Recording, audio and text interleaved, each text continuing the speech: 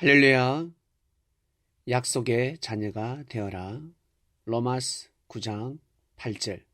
곧 육신의 자녀가 하나님의 자녀가 아니라 오직 약속의 자녀가 시로 여기심을 받느니라.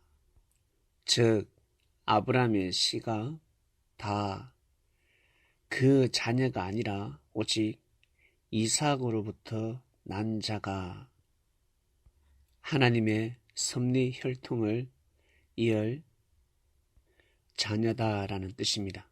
아브라함은 믿음, 이삭은 순종이었습니다. 효자가 있고 불효자가 있듯이 충성자가 있고 간신이 있습니다. 하나님을 믿는다고 하지만 하나님의 뜻, 섭리를 회방하는 자가 있고 하나님의 뜻, 섭리길을 가는 자가 있습니다. 자녀는 부모에게 효를 해야 하듯이 하나님을 믿는다면 하나님의 뜻을 귀하게 여기고 소중히 여기며 하나님께서 정하신 길, 섭리라는 길을 걸어가야 합니다. 100세에 낳은 이삭, 하나님의 말씀이 아브라함에게 떨어집니다. 무서운 말씀이었습니다. 아주 큰 말씀이었습니다. 이삭을 번제의 제물로 드리라는 것입니다. 육의 눈으로 보면 화형입니다. 동물로 번제를 드리는 것이 아니라 100세에 낳은 아들을 불로 태워서 하나님의 영광을 드러내라라는 말씀이 떨어졌습니다. 이에 순종하는 아브라함, 믿음 없이는 순종의 길을 갈 수가 없는 것입니다. 명철하고 똑똑하고 지혜로운 이삭, 아버지여, 장작은 있는데 재물은 어디 있나이까? 네, 아들아, 하나님께서 준비시켜 놓으셨단다. 마음이 어땠을까? 얼마나 괴롭고 힘들었겠습니까? 그러나 아브라함은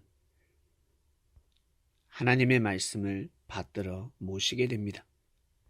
100세에 낳은 자신의 아들 독자보다 하나님의 말씀을 더 귀하게 여겼습니다. 하나님의 말씀을 목숨같이 여겼습니다. 모리아 산에서, 모리아라는 땅에서 절대적인 믿음을 세우고 하나님의 영광을 드러냅니다. 하나님은 아브라함의 믿음을 보셨습니다.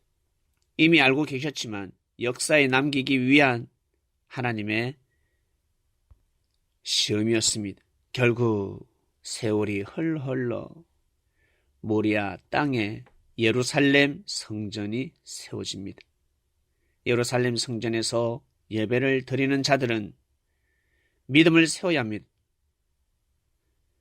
순종해야 합니다.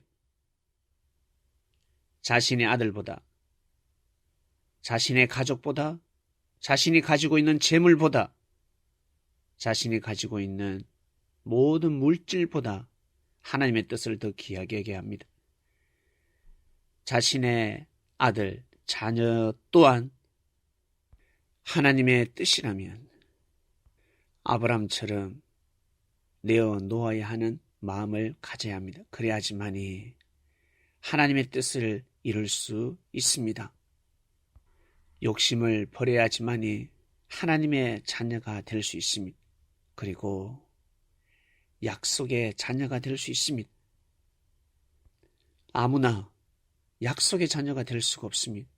하나님의 뜻, 하나님의 약속을 이루어 드린다는 것은 참으로 축복된 일입니다.